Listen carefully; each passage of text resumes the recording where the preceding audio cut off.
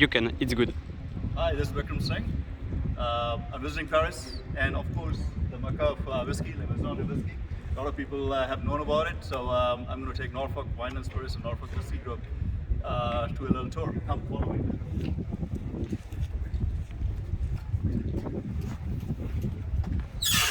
Okay. So this is the Mecca of whiskey, and here we have the owner. Hello.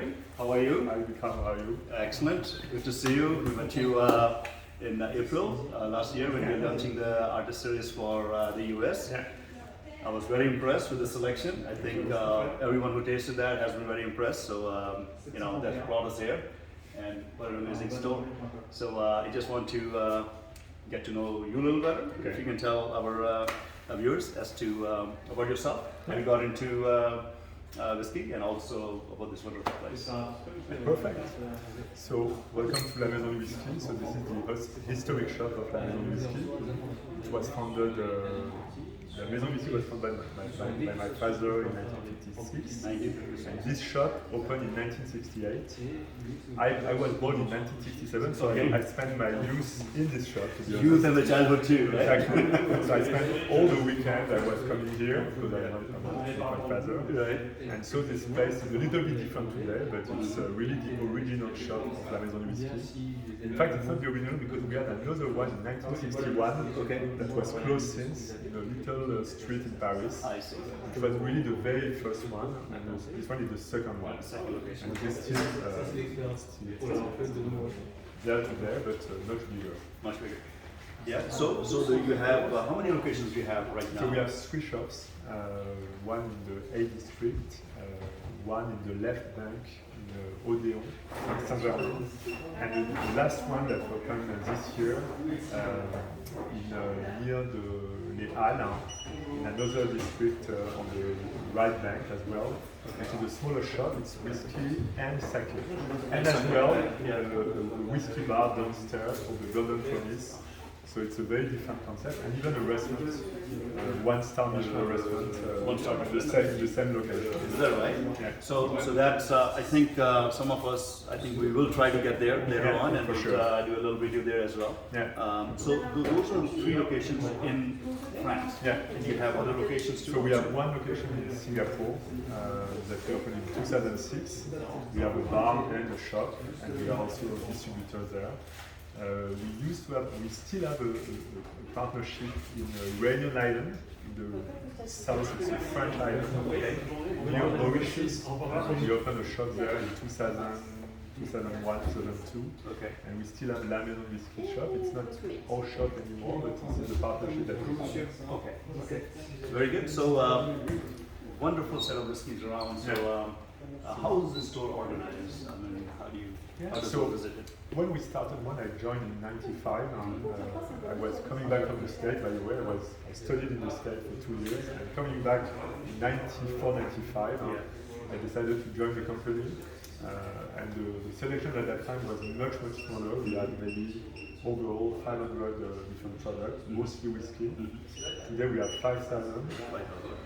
And between 95 and 2000, I really wanted to increase the number of SKUs, the number of products, and we went from something like 500 to 1,500 in 5 years, more or less, because we were starting to import many more products, working with more independent bottlers, with more distilleries, and in the 90s it was a very good period because it was really the reopening of new distilleries like Aran.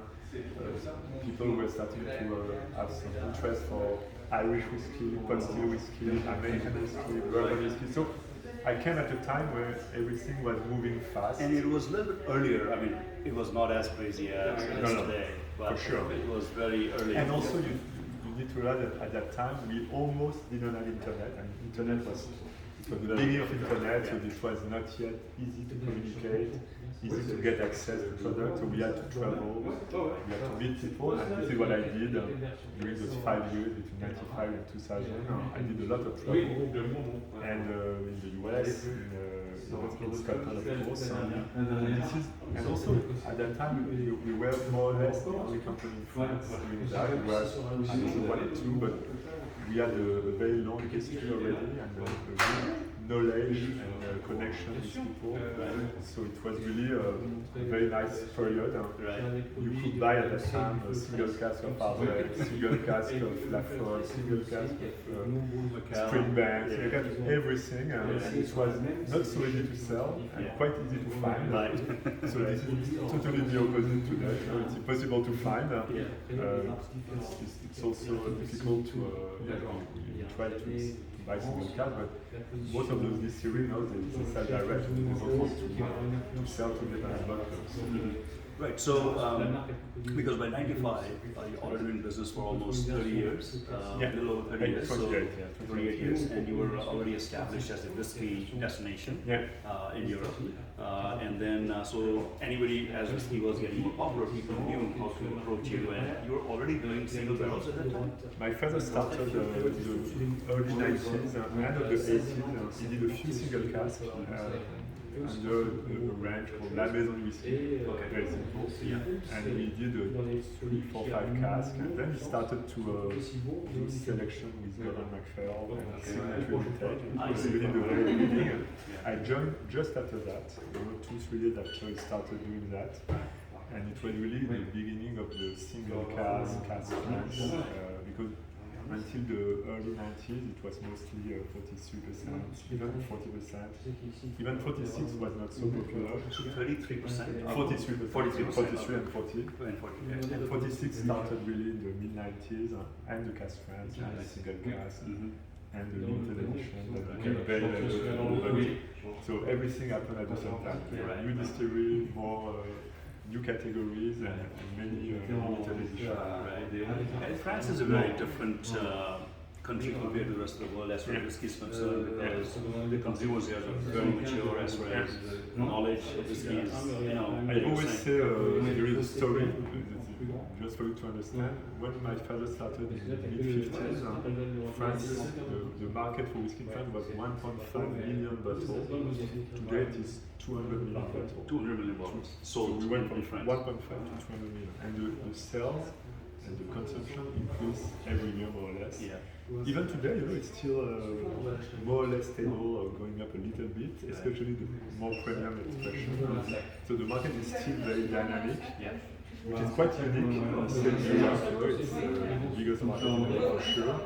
And the knowledge of the French consumer is extremely high, because as you might know, we sell a lot of wine, we drink a lot of wine, but also other spirits. And we have a lot of wine shops selling those kind of products. And those wine shops started to sell spirit and sell whiskey. So they educated the French consumer. We have more than 5,000-6,000 retailers in France, which is crazy for a small country like France. And those people made a big difference in terms of education. And so the French consumer today is super educated. We are not geeks, we are not so much collectors, collecting whiskey, but we are drinkers, and we really enjoy whiskey. Really, and many of the French people travel to Scotland, travel to Ireland. They are very popular countries, and so there is a strong connection between France and Scotland. And also you need to understand that French French company own the distillery, like Pernod Ricard or Wet & See, like Ardbeg, Aberlour, and Morangi, they belong to a French company. So those companies, because they are in France, they strongly push the brand in the French market as well. Aberlour, for instance, you might remember, Aberlour is the first single malt in France, bigger than Glenfiddich, bigger than many of the very international brands. Yeah, even Brookline, exactly. So it's a very deep and strong bond between France and Scotland. So anyway, the story. So this is the bourbon section. We start with the bourbon in the little corner. So this is you don't have. You know all of them, I'm sure. You don't have such a huge selection of bourbon. If you go to Kentucky today or if you go to the US, it's crazy. We have shops like this full of bourbon. So bourbon is popular, but it's not Scotch whiskey or even Japanese whiskey. Bourbon is more popular. even though we sell more American whiskey, especially Jack Daniels, like you can imagine. Okay. And then you have a few other brands. I think it's starting to grow, the premium American whiskey. But I think, as you know, there is a problem at the moment because there is a shortage of premium American whiskey. So the distillery keep the whiskey for the US market. Yeah. And also we have this, so far we have the 75, 70 CL issue, you know. Yeah. Many of your whiskey are still 75 CL. Right. So we cannot get access to all of them because we are not allowed to sell 75 CL. Oh, you can't? No, you can't. Oh, really? So that's why the selection at the end is a little bit smaller, but still growing. Yes. And I'm personally a drinker of American whiskey. I love American whiskey from the very beginning. And so I think there is still a lot to be done on this category. Right, right. So in the US right now, it's virtually impossible to see a Buffalo Trace legal rare on the shelf. It's very, very hard because when it comes out, and especially the prices that you have, about $36, and they're roughly in that range. Yes, it's true that this is we have a strong connection with this company from the very beginning when I joined in 95, 96. So we worked with Sazerac, Buffalo Trace, Blanton. So this is really the first brand for us historically. Yeah. And yes, as you said, for some reason the price position here is a little bit different. But in France, you know, people don't consider this as a super deal because the market is a little bit less strong. And so buying a whiskey at $40, $50, $60 from the US is already a high price for the French market. Right. So because it's not the most popular category. Not yet, but I think now people start to understand and start to realize that some of those whiskey are amazing. And recently we launched Weller 12, for instance. Weller 12. If I tell you the price, you will not believe me. Please tell me the price. More or less $40 for Weller 12. Weller 12, yeah. And the cavies became crazy about it. Is there a Weller 12 that I can buy? I'm not sure we have. Do we have a Weller 12? No, we are out of stock. Out of stock, yes. So this was really the idea was to push this brand for the French market. It's becoming very popular. We are on allocation, of course, and it's true that at that price, people start to realize that this is really great value, fantastic whiskey at this age. Might go up in the future because I think it's definitely a way also to engage the French consumer. Correct. I know this category will grow very, very fast. Very fast. For sure. Yeah. So a lot of people watching don't know that in addition to really fantastic world-class wines, there are amazing cognacs and armagnacs. The distilling history of France is quite deep and varied and very sophisticated. The whiskey distilleries, can you tell us about the French whiskey? French whiskey is another big thing, and you have your own distillery. You have also the craft distillery from the US. We started working with a few craft in the US in the 90s as well. And then came the French whiskey more or less at the same time as the first craft in the mid-90s.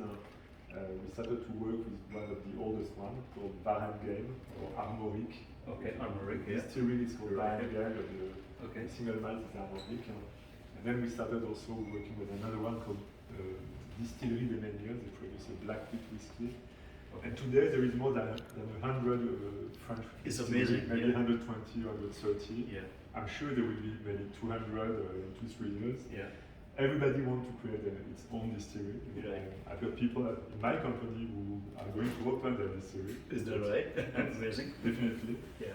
And it's becoming a big thing, because it's French whiskey, so people want to drink their whiskey. This is and there is also this trend of local, the local products, local market.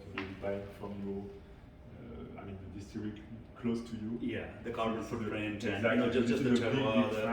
Yeah. And of course, we see that in food also. For sure. Yeah. So it helps a lot to accelerate the sale of French whiskey. So now French whiskey maybe will compete a little bit with other categories. It's still small, but it will grow extremely fast. This is for sure. Yeah.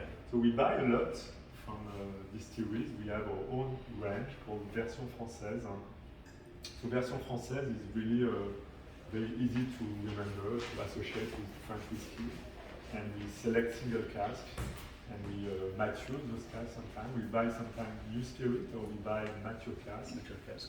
So either we bottle mature cask immediately or we decide to buy new spirit that we cask in our own oak, like bourbon barrel or sherry cask, and then we mature them and we wait for 2, 3, 4, 5 years. And we have a few cask lying at the moment. Okay, so you're being very modest when you say few casks. It's more than 10.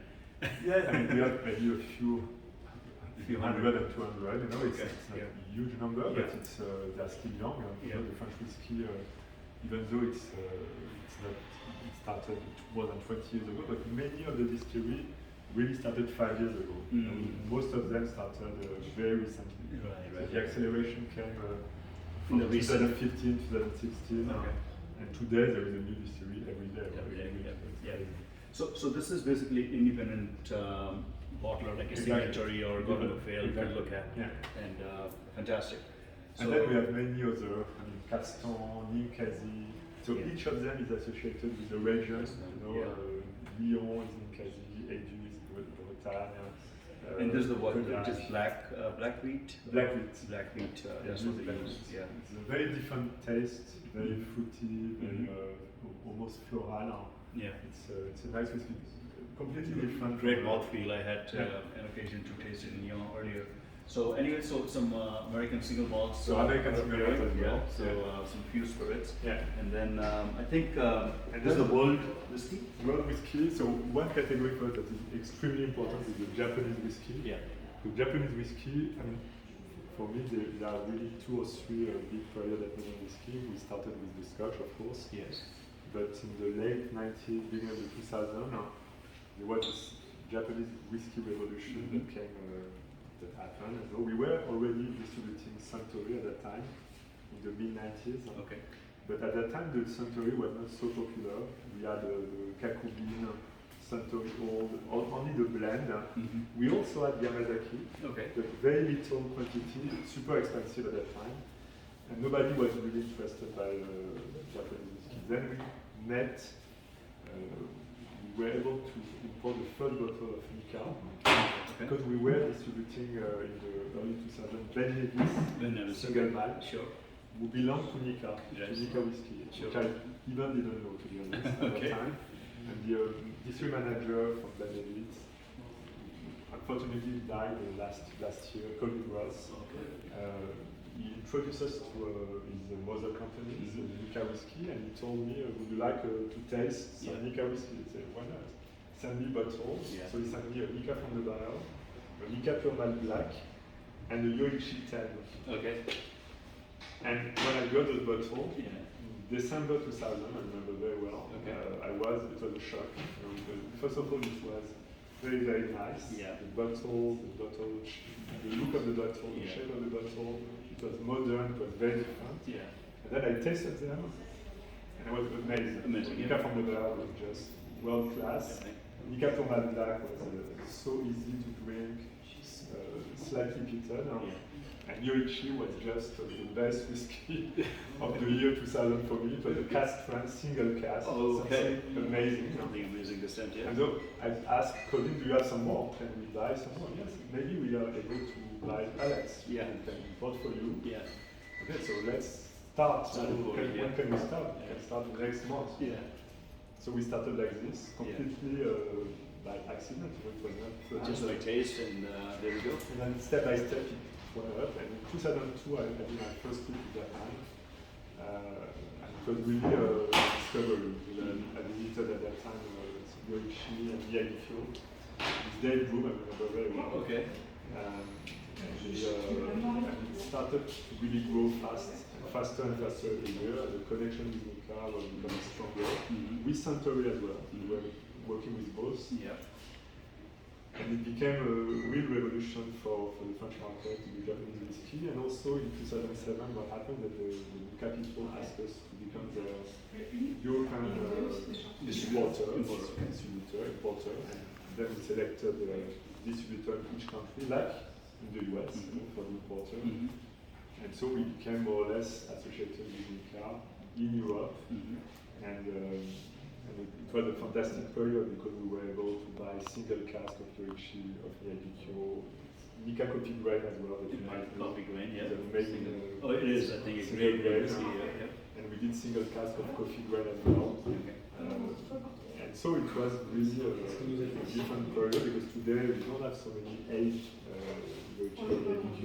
As you know, the world demand is so big and they became out of stock of the old expression, and so today they have to wait a little bit to relaunch 10 years old, maybe 12 years old, 15 years old. I know the 10 years old is coming back this year, very cheap. Is that right? Okay. But I hope in the future we can get many more Yorichi Miyagikyo.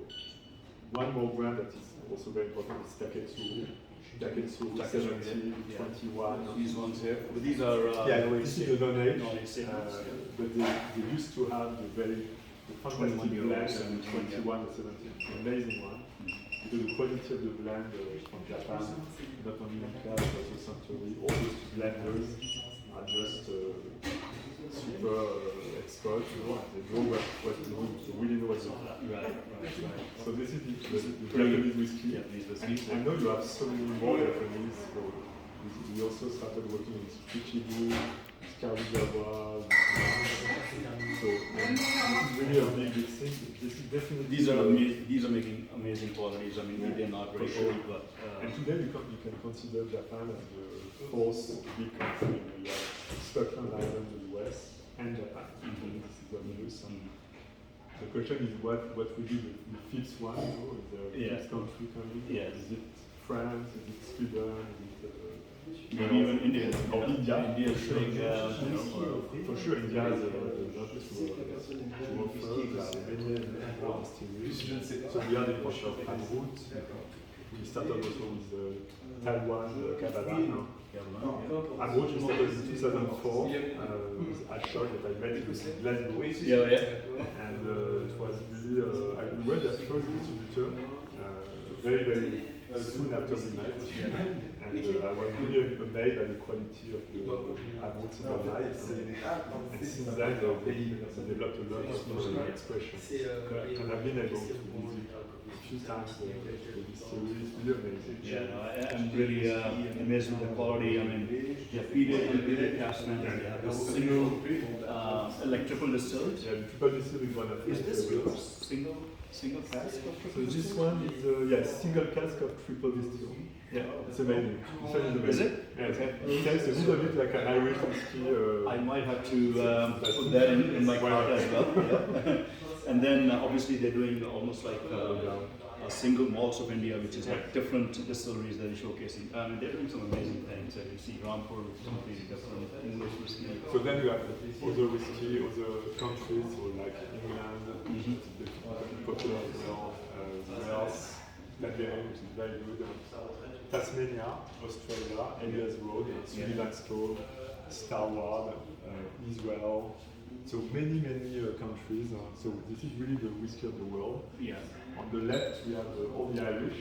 All the Irish here. Sure. We have a strong connection with Redbreast. Recently, Waterford. It's very popular. Is it very popular? I mean, is it because of it's terroir? really, yeah, because of the terroir dimension. This is very easy to understand for the French wine shop, the localist. This is really what they do already for the wine. So this message, this approach is quite easy to understand in the French market. Right. So I must say it's very popular. Okay. And then we have. So this is where the whiskey stock in this shop. Yeah. There are many other sections of whiskey because here you have a little selection of rum and other spirits. Right. So we continue, we pass the other spirit selection, and we are back in the whiskey section with all the different regions from Scotland. So the Speyside, the Highland. We mix official bottling and independent bottlers. So it's more or less by distillery. by region. By region. Okay. By region. So this is really Speyside Island. I see a very strong presence of Benramac. Yeah, Benramac because we have this strong connection with Gordon MacPhail, which by the way was the first partner for Maison du Whisky in the 70s, or more or less the first who really helped us to develop the single malt category. And then we have on the left, we have many more bottles. So here you have the island, different islands, so Isle of Arran, Isle of Muir, and of course the Isla.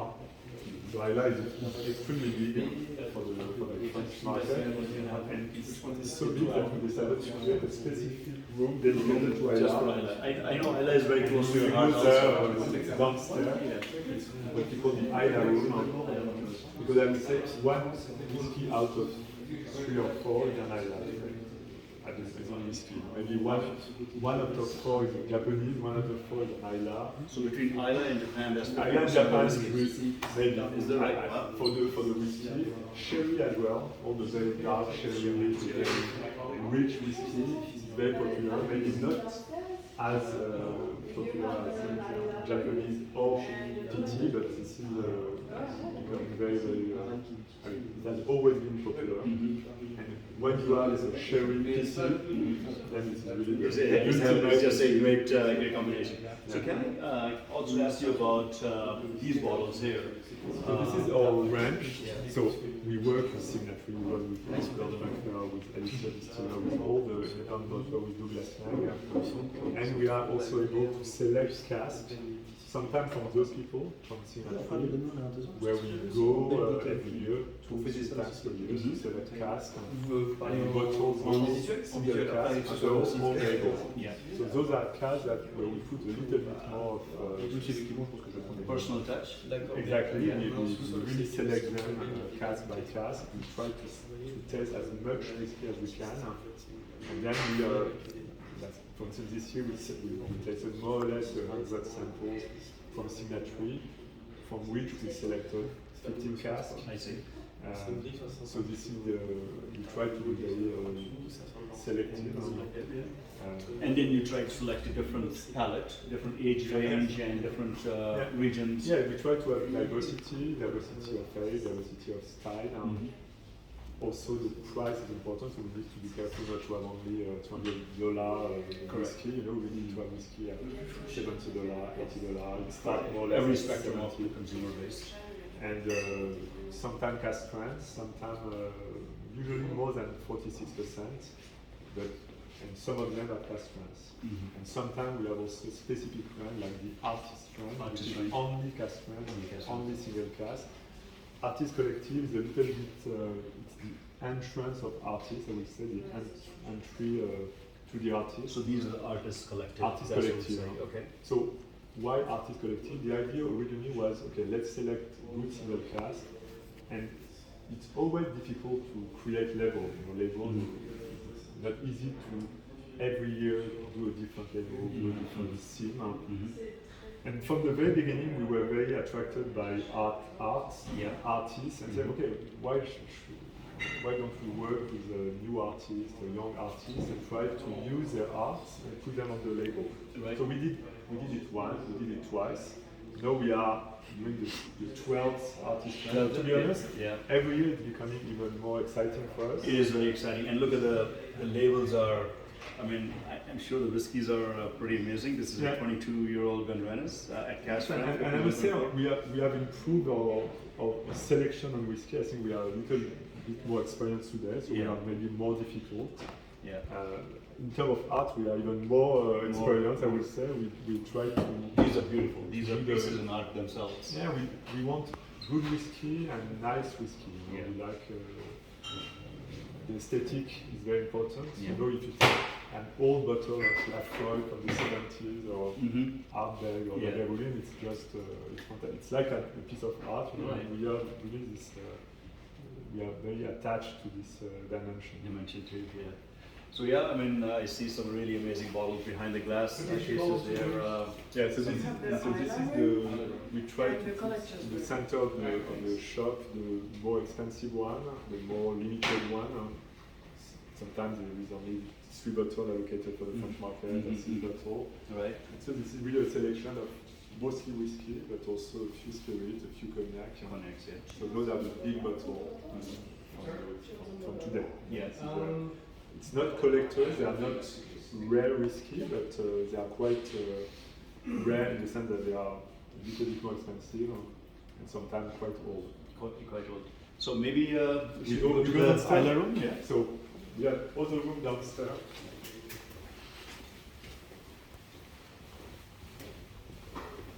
So this is the way to the collector room and to the Isla room. Okay. And on the way we have a few bottles that we put here. Those are real collectors, so collectors that are whiskey that we sometimes were distributing maybe 10 years ago, 20 years ago, or even maybe in the 70s or the 80s. And we kept some bottle, we put some bottle aside that we sell. Usually we That's have from one bottle, 1940. but Yeah, that's a 40-year-old. It seems like the yeah, the 40-year-old Glenfarclas class. So here we have a selection of Glenfarclas. Yeah. And here on the other side we have a selection of brown label choice. And So these were really the distilled. whiskey my father was selling this in the 70s. Okay, so So very popular in the 70s. yeah. And you were a teenager, not even a teenager. I was not, I remember those bottles very well. I was Yes. not drinking them. You were not able to drink them.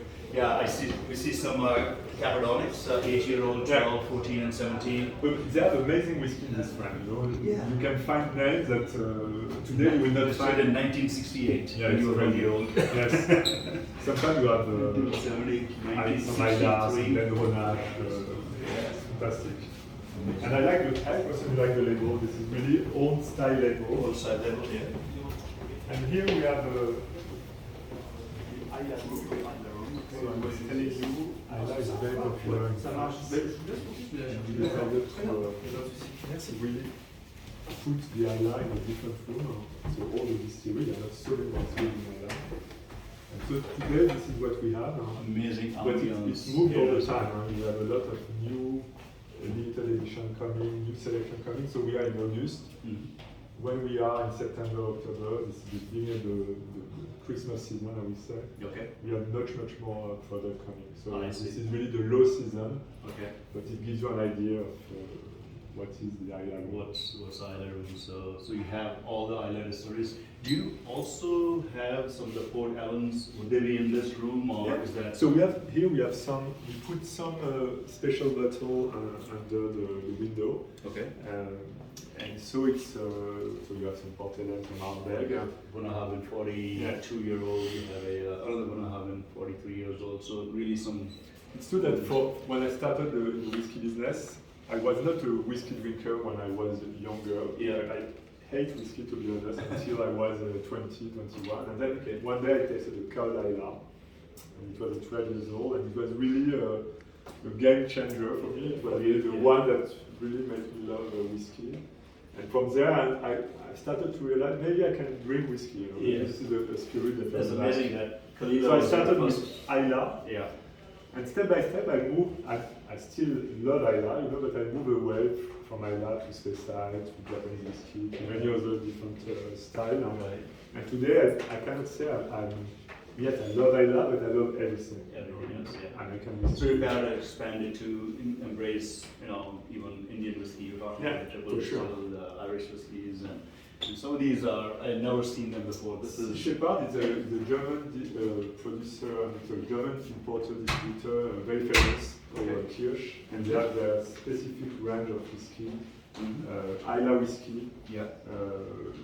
So Sea Shepherd, it's this association protects Ocean, yeah. the ocean. Yeah, yeah. So one's cherry, then one's. It's quite popular. I must say it's very popular. Is that very popular? Yeah. Yeah. And so we have so many Ardbeg, many Lafroig. Lafroig is, I would say, my favorite whiskey. It's still my favorite distillery. Yes. I love Lafroig. I love the distillery itself. Yeah. Go one day on Lafroig. It's unique. Yeah, I haven't been to Isla yet, so hopefully that will happen sometime soon. So this is the Isla room, and then we move to another place, which is called the collector room. The collector room is really about old and rare whiskies that we used to sell, in the 70s, 80s, 90s. Very old Isla, very old Springbank. When I say old, they can be young whiskey. Sometimes you have a 10 years old Lafroig, but a 10 years old that was distilled in the 70s or in the 80s or in the 60s. So this is really what makes them special. And the whiskey in those days were not produced in the same way than today. Correct. So is it better? Is it less good? You know, it's difficult. There are a lot of debates. I think they are different. Sometimes amazing, sometimes only a piece of history. Piece of history, I think that's very important because... I think also I love the label. Some of those labels for me are just perfect. Right. And today they are a little bit too busy sometimes. And so I like this kind of we see a selection of Springbanks here. Springbank. We used to distribute Springbank in the 70s and in the 80s. So those bottles were the ones. It's funny because the pear shape, for instance, Springbank in the 70s. You need to understand that in the 70s nobody cared about the quality of Springbank. Okay. Springbank, they were bottles with amazing shape, decanter, books, Springbank books, ceramic books. And people were buying Springbank because it was a nice gift. Attractive. But they didn't care about the quality. The quality interest became something bigger in the 80s, in the 90s. And now it's a cult whiskey, you know, because it's fantastic quality. Do you think the taste has changed for Springbank over these years? For sure. I mean, it's, again, I'm not a Springbank expert. I know a little bit more the old bottling than the recent one, to be honest. Okay. But I think the quality today remains good.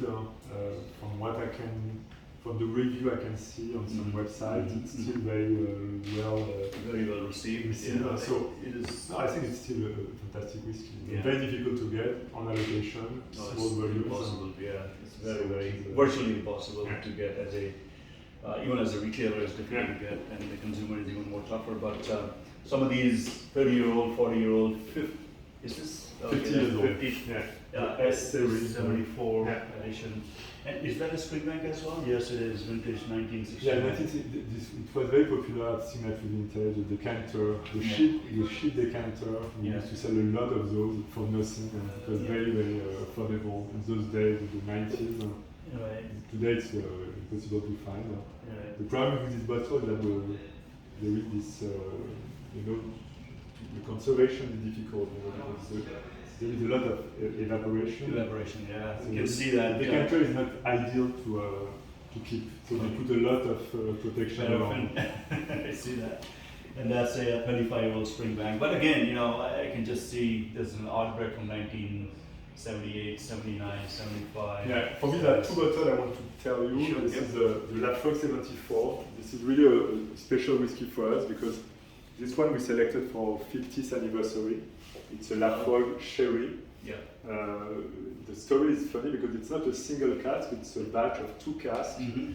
When I tasted those 2 casks, they were average whiskey. They were not balanced at all. Very special. One was extremely peaty, but a little bit sulfury. And one was not so peaty with sweetness coming from the sherry, but they were very different casks. And I knew I could not bottle them as single casks, which in a way was good because I didn't like them as single casks. But I didn't know what was going to happen when the two were going to be mixed together. And so we had to say yes or no. It was really, okay, what should we do? So it was quite expensive. For those days, it was very expensive. And we went for it. Okay, let's do it because it's Lafroig. I'm sure we cannot miss this opportunity. Official Lafroig sherry. And it happens to be one of the most famous whiskey and maybe one of the best whiskey we did for sure.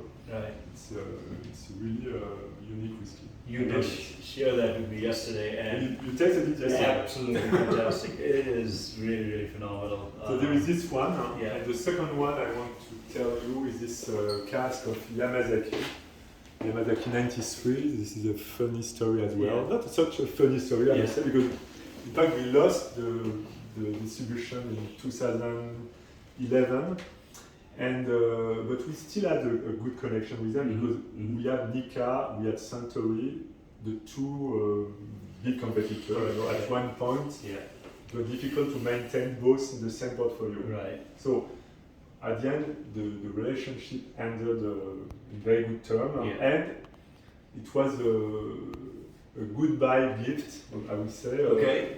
For us, they asked us to come to Japan. We were able to select a cask at Yamazaki. We Wow. had 6 samples. All of them were amazing. Yeah. And we wanted to buy them all, of course. But Of they course. said, no, you have only one choice. One choice. My Yeah. God. So we went for the oldest one Oldest and one, the okay. more extreme one, which was Yeah. this one, Okay. the 93. We created the label ourselves. It was really Beautiful label. Yeah.